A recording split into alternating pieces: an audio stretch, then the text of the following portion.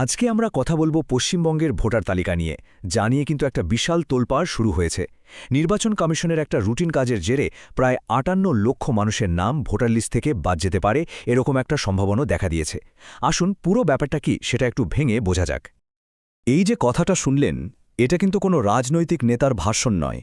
এই কথাগুলো বলছিলেন একদল মহিলা বিক্ষোভকারী, আর তাদের এই ক্ষোভের মুখে পড়েছিলেন খোদ নির্বাচন কমিশনের একজন বিশেষ পর্যবেক্ষক।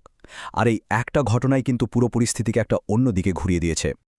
তো প্রশ্নটা হচ্ছে, কেন একজন ইলেকশন কমিশনের অফিসারকে এমনভাবে ঘিরে ধরা হলো? তিনি তো একটা প্রশাসনিক কাজে গিয়েছিলেন। এর পিছনে কি শুধুই বকেয়া টাকার দাবি ছিল, নাকি অন্য কোনো গল্প আছে? চলুন একটু গভীরে গিয়ে দেখি। ব্যাপারটা একটু খোলসা করে বলি। দেখুন, কমিশনের অফিসার সি মুরুগান উনি গিয়েছিলেন ভোটার লিস্ট আপডেটের কাজ দেখতে, যেটাকে বলে এসআইআর-এর কাজ। কিন্তু যেই না উনি গ্রামে পৌঁছেছেন, অমনি মহিলারা তাকে ঘিরে ধরলেন। আর তাদের দাবিটা কিন্তু একেবারে অন্য। ১০০ দিনের কাজের টাকা কই, আবাস যোজনার ঘর কই, মানে বুঝতেই পারছেন, প্রশাসনিক কাজ আর মানুষের পেটের জ্বালা দুটো একেবারে মিলেমিশে একাকার। তো ওই বিক্ষোভের প্রসঙ্গ থেকে এবার একটু সরে আসি, ফেরা যাক মূল বিষয়। ওই অফিসার সি মুরুগান উনি আসলে ফলতায় কি করতে গেছিলেন? তিনি একটা অত্যন্ত গুরুত্বপূর্ণ প্রশাসনিক প্রক্রিয়ার তদারকি করছিলেন, যার নাম ভোটার তালিকা সংশোধন।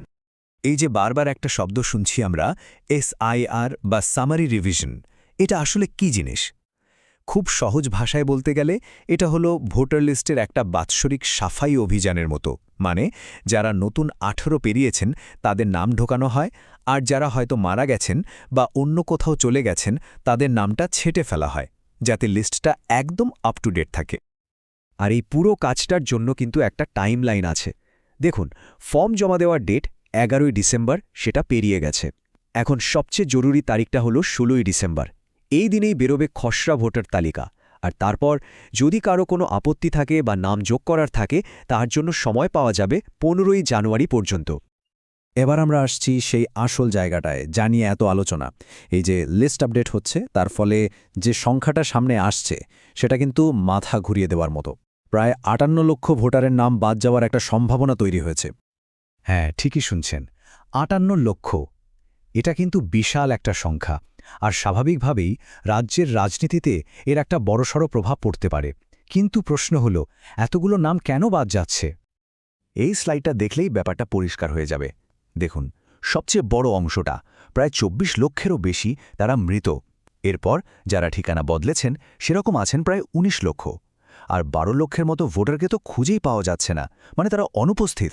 এর সাথে ভুয়ো বা ডুপ্লিকেট নামও আছে প্রায় ১,৩৭,০০০-এর মতো। এই সংখ্যাগুলো দেখলেই বোঝা যায় লিস্টটা আপডেট করাটা কতটা দরকারি ছিল। আচ্ছা, এত সব তো শুনলাম, কিন্তু এখন সবচেয়ে জরুরি প্রশ্নটা হলো, সাধারণ মানুষ কি করবেন? কিভাবে বুঝবেন যে তাদের নামটা লিস্টে ঠিকঠাক আছে কিনা? ঘাবড়ানোর কিছু নেই, এর জন্য বেশ সহজ উপায় আছে। দেখুন, দুরকমের ব্যবস্থাই আছে, অনলাইন আর অফলাইন।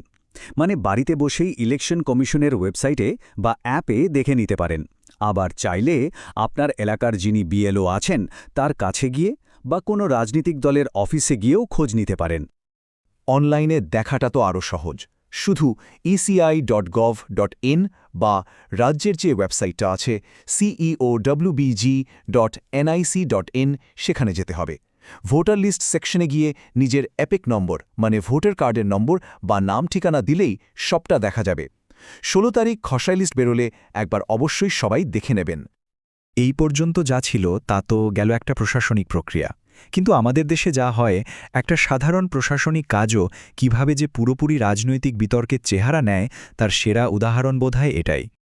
একদিকে শাসক দল তৃণমূল কংগ্রেসের অভিযোগটা কিন্তু খুব গুরুত্বপূর্ণ। তাদের ভাষ্যটা শুনুন। অভিষেক বন্দ্যোপাধ্যায় বলছেন, এটা নাকি বাংলার মানুষের বিরুদ্ধে যুদ্ধ ঘোষণা, তাদেরকে বঞ্চিত করার, গলা টিপে মানার একটা চক্রান্ত। মানে তারা এই ভোটার লিস্ট সংশোধনকে কেন্দ্রের বঞ্চনার রাজনীতিরই একটা অংশ হিসাবে দেখছেন। আর ঠিক এর উল্টো সুর বিরোধী শিবিরে। তাদের কথা আবার একেবারে অন্য।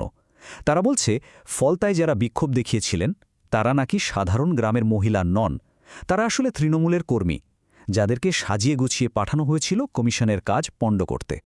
তো শেষ পর্যন্ত প্রশ্নটা কিন্তু একটাই, এটা কি শুধুই একটা রুটিন প্রশাসনিক কাজ, যা হওয়াটা জরুরি ছিল, নাকি এর পেছনে সত্যিই কোনো রাজনৈতিক অঙ্ক কাজ করছে?